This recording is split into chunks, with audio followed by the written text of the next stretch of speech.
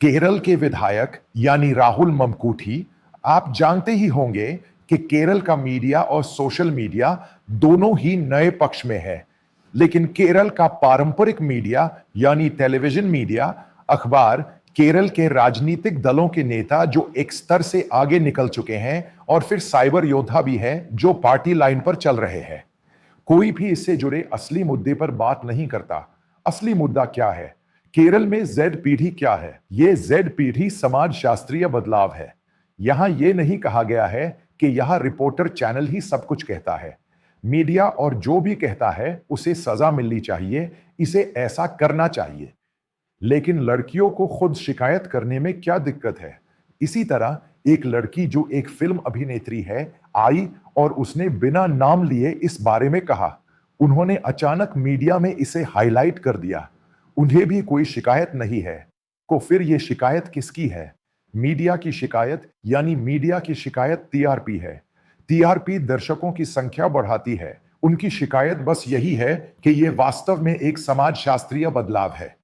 मैं जिस बदलाव की बात कर रहा हूं, मैं पिछले लगभग 1 साल से बेंगलुरु शहर में काम कर रहा हूं। मैं चिरपिन के पास एक अपार्टमेंट में रहता था। आप जानते हैं, ब्रिगेड रोड और ये चर्च स्ट्रीट बेंगलोर का दिल है। मैं रोज सुबह वहां टहलने जाता हूं। मैं कोबोन पार्क में टहलता हूं। कभी कभी मैं सुबह और कभी शाम को जाता हूं। मैं ऊपर जाता हूं और नाव से वापस आता हूं। वहां पैरागॉन नाम का एक मलयाली होटल है। उसके नीचे एक कलिंगा है। फिर मैं वहां आकर चाय पीता हूं। मैं लोगों की बातें सुनता हूं। आपको यह समझने की जरूरत है कि केरल की लड़कियां या लड़के अपनी शिक्षा का एक हिस्सा पूरा करके बेंगलोर आते हैं। वे यही कहते हैं, बेंगलोर एक अजीबो-गरीब शहर बन गया है। जहां तक मैं समझता हूं, केरल में रहने वाली एक लड़की अब एक किशोरी है। मैं यही कह रहा हूं, जनरेशन जी। वे इस डिजिटल दुनिया को देख रहे हैं। दुनिया में जो बदलाव हो रहे हैं, वे भारतीय शहरों में भी हो रहे हैं। जो बदलाव हो रहे हैं, उनकी वजह से वे भी ऐसे ही खुले कपड़े पहनना चाहते हैं। वे स्कर्ट और मिनी स्कर्ट पहनना चाहती है ताकि वे खुद को उजागर कर सके। इन गांवों से लड़कियां और युवक आते हैं।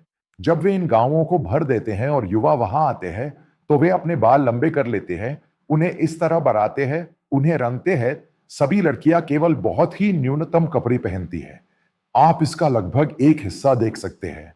यही उन्हें पसंद है। यही दुनिया का सिद्धांत कहता है। बदलाव इसलिए होते हैं क्योंकि दुनिया में भी ऐसे ही बदलाव हो रहे हैं। केरल में क्या नहीं किया जा सकता? स्थानीय लोग, उनके परिवार, ऐसे ही मैं वहां सप्ताह में 1-2 दिन के लिए पब पर जाता हूं। वहां एक कम्युनिटी पब है। फिर इंदिरापुरम ज्यादातर इसलिए क्योंकि मैं उस जगह को देखना चाहता हूं जहां मैं जाता हूं और उस घटना के बारे में जानना चाहता हूं। यह पीढ़ी यहां क्या कह रही है, क्या विचार है? यानी मुझे असली वजह बताओ। मैं थोड़ा गहराई में गया। एक बार जब मैं कम्युनिटी में बैठा था, तो 2 लड़कियां जो मलप्पुरम से आई थी, यानी वे बियर पी रही थी, वे एक पारंपरिक परिवार से थी। यानी आप समझ सकते हैं कि केरल में, खासकर मालाबार में, मुस्लिम लड़कियों में बहुत बुरे बदलाव आए हैं। यह सिर्फ उनके लिए है। यह बहुत उन्नत है। लड़कियां, देश में दूसरे समुदायों का भी कोई लेना देना नहीं है, तो आप उनके ही रास्ते पर चल रहे हैं। वो वैश्विक बर्बादी और नकल। हम सच में नकल करते हैं। आप समझ सकते हैं कि इसमें असली पेच क्या है। इस भारत में पिछले 3-4 सालों में कंडोम, यानी सेक्स के दौरान सुरक्षित रूप से इस्तेमाल होने वाली चीज की कीमत कम हो गई है। उसकी मांग गायब हो गई है। बात यह है कि उनकी रुचि स्किन टू स्किन में है। यह सब मैं कई शोधों के इनपुट्स के आधार पर कह रहा हूं। यही दिया गया है। केरल भारत में सबसे ज्यादा तलाक वाला राज्य है। वहां सबसे ज्यादा तलाक क्यों होते हैं? क्या बात है! शिक्षा। हम एक तरफ तो बहुत तरक्की करेंगे, दूसरी तरफ कुछ समस्याएं हैं। वो समस्याएं समाजशास्त्र में है, दुनिया भर में है, केरल में भी है। पहले पुरुष महिलाओं के पीछे पीछे घूमते थे। सोशल मीडिया नाम का एक माध्यम है। कोई भी लड़की या लड़का उन्हें अपनी मर्जी से कहीं भी देख सकता है। अब उन्हें यह कौमार्य कोई समस्या नहीं है। उनके लिए कौमार्य कोई मुद्दा नहीं है। अगर वे एक बार, 2 या 3 बार शादी कर लेती है, तो उन्हें कोई समस्या नहीं है। इन परिवर्तनों को केरल में समाजशास्त्रीय परिवर्तन कहा जाता है। ये भारत में केरल में सबसे आम है क्योंकि केरल यूरोपीय मॉडल का अनुसरण कर रहा है। ऐसा कैसे है कि दिल्ली शहर में लड़कियां शिक्षित हैं? यदि हम केरल के पूरे केरल को लें, तो उस संबंध में लड़कियां शिक्षित हैं क्योंकि वे अच्छी तरह से शिक्षित हैं, क्योंकि वे वास्तव में दुनिया के बारे में जान सकती हैं, वे काम कर सकती है और पैसा कमा सकती है, वे आत्मनिर्भर है। जो लड़कियां वहां पढ़ने आती हैं, वे कई जगहों पर जाती हैं और कई काम करती हैं। यही है, उनका कोई प्रेमी नहीं है। अब उनके आसपास कम से कम 1 या 3-4 प्रेमी हैं। मैं मजाक नहीं कर रहा हूं। मैंने इस सामग्री के कारण यह सब अध्ययन किया है। मुझे समाजशास्त्र पसंद है, एक ऐसा विषय जो मुझे बहुत पसंद है। जिस बड़े पाप की तुम बात कर रही हो, वो उनके लिए पाप नहीं है। वो यही कहते हैं, तुम गर्भवती हो गई, तुम्हें क्या हुआ? एक बार हो जाए तो उसे बदलना जानते हैं। तुम आज की पीढ़ी को यह सब पुराने मंगा और मनोरमा पत्रिकाएं पढ़कर महत्व देते हो। असल में केरल का मीडिया परिपक्व नहीं है, उन्हें यह सब समझ नहीं आता। लेकिन केरल की युवा पीढ़ी को यहाँ के मीडिया से कहीं आगे कहा जाता है। दुनिया में चीजें हो रही हैं, उन्हें साफ समझ है कि क्या हो रहा है। जब मैं पहले इनमें से कई लोगों से मिला और बात की, तो मुझे समझ आया केरल के मीडिया में ये इतने आगे है। मैंने सोचा मैं तुम्हें चुनौती देता हूं, कितने लोग एडवांस डे के बारे में जानते हैं? तुम तो अभी ये सब दिखाना और बताना शुरू कर रहे हो। उन्हें पता है कि ये सब होने वाला है। मुझे ये तब समझ आया जब मैंने अपने बेंगलोर जीवन के मलयाली लड़के लड़कियों को देखा, क्योंकि वो ये सब जानते हैं। तुम्हें उन्हें कुछ सिखाने की जरूरत नहीं है। वो जानते हैं कि कितने कपड़े पहनने हैं और बिना कपड़े पहने कैसे रहना है। साथ रहने का तुम्हारा अंदाजा ही बेकार है। जब तुम वहां 3 साल पढ़ती हो, तो बात 3 लड़कियों और 3 लड़कों की हो जाती है। वे एक जैसा खाना खाते हैं और एक जैसे रहते हैं। उनके लिए ये कोई समस्या नहीं है। तुम पूरी तरह से पश्चिमी संस्कृति में ढल गई हो। मैं तुमसे कह रही हूं कि केरल की लड़कियों को अपने देश वापस आने पर इन शहरों में कोई दिक्कत नहीं होगी। एक फोन कॉल, एक चैट और उसमें ये बातें कहना। क्या यहाँ का मीडिया इसे बड़ी खबर समझता है? ऐसा लगता है कि सबसे ज्यादा पोर्न साइट्स देखने वाले भारतीय ही हैं और इसी तरह बाल यौन शोषण और उससे जुड़ी चीजों के बारे में मलयाली लोग ज्यादा जानते हैं। तुम्हारा अंदाजा है कि तुम्हारी पत्नियों और तुम्हारे देशवासियों को यह सब कुछ नहीं पता।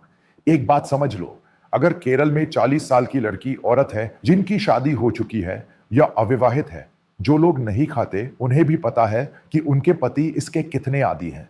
उन्हें तुम्हारा ड्रामा नहीं चाहिए। उन्हें पता है, क्योंकि अगर तुम कर सकती हो तो वे भी कर सकते हैं। कहने की सीधी सी बात है, क्योंकि अगर आप ऐसा कर सकते हैं तो भले ही पुरुष कई जगहों पर जाएं और कई लोगों के साथ यौन संबंध बनाएं, क्या महिलाएं भी ऐसा नहीं कर सकती? यह एक भयानक बदलाव है। पहले इसे छुपा कर रखा गया था, यह फिर से सामने आ गया है। आने वाले समय में केरल के पुरुष लड़कियां नहीं पा सकेंगे, क्योंकि केरल की लड़कियां ज्यादातर शादी नहीं करना चाहती। वे मुस्लिम समुदाय को शादी करने से क्यों रोक रहे हैं? लड़कियां शादी नहीं करना चाहती। मैं अपनी रिसर्च करता हूं। मैं कह रहा हूं कि उन्हें कोई दिलचस्पी नहीं है। अगर वे कहती हैं कि उन्हें दिलचस्पी है, तो उन्हें कहां मिलेगा? तो सिंगल पेरेंट होने में कोई समस्या नहीं है। वे कह रही हैं कि वे साथ रह सकती हैं, कोई समस्या नहीं है। ये जोड़े और माता पिता साथ क्यों रह रहे हैं? ये एक वैश्विक मुद्दा बन गया है। भारत और केरल में भी यही हो रहा है। दिल्ली जैसे शहर है, केरल जैसे शहर है, वेल एजुकेटेड स्टेट जैसा छोटा राज्य है, उन्होंने इसे अपना लिया है।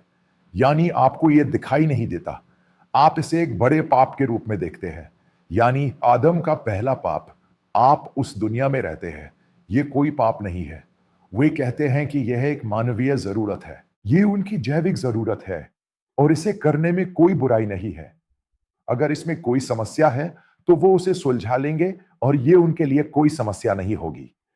यानी समझ लीजिए कि कोविड के दौरान हुई एक घटना ने भारत और दुनिया के युवाओं को सोचने पर मजबूर कर दिया है। बस यही बात है। मूल कारण यह है कि एक बीमारी जो बहुत ही स्वस्थ है, ये घटना अचानक आती है और मर जाती है। कोई समस्या नहीं है। उस समय वे सब मिलकर इसे जला रहे थे, कोई देखता भी नहीं था। फिर एक भावना है कि युवा पीढ़ी जो वैश्विक हो गई है, आराम से अंदर रहती है, यही तो दिखता है। लेकिन चैट आई और गर्भवती हो गई। यहाँ का मीडिया वगैरह बड़ी बड़ी कहानियां बना रहा है। मीडिया उसके लिए और भी मसालेदार कहानियां बना रहा है। ये वही बात है। असल में केरल की लड़कियां बहुत आगे हैं और आगे बढ़ गई हैं, खासकर मुस्लिम लड़कियां। वे बहुत तेज हैं और आगे बढ़ गई हैं। जो मुस्लिम लड़के केरल में, खासकर मालाबार में नहीं पढ़े, उन्हें लड़की भी नहीं मिलती क्योंकि वह अच्छी तरह से शिक्षित है। क्योंकि वह अच्छी तरह से शिक्षित है। वे लड़कियां कहती हैं, सभी मुस्लिम लड़कियां कहती हैं कि उनके माता पिता और दादा दादी ने शिक्षा प्राप्त की, उन्हें मिली। वे दुनिया में जहां भी जाएंगी उसका अधिकतम आनंद लेंगी। यही उनका एक केंद्र बिंदु है और फिर यह उन्हें सब कुछ मिलता है। डिजिटल दुनिया में जो कुछ भी हो रहा है उसे वे अपने मोबाइल पर देखते हैं। यही इसका सार है। आपका मतलब यह नहीं है। आपने अभी अभी चैट की और वह अतिशयोक्तिपूर्ण है।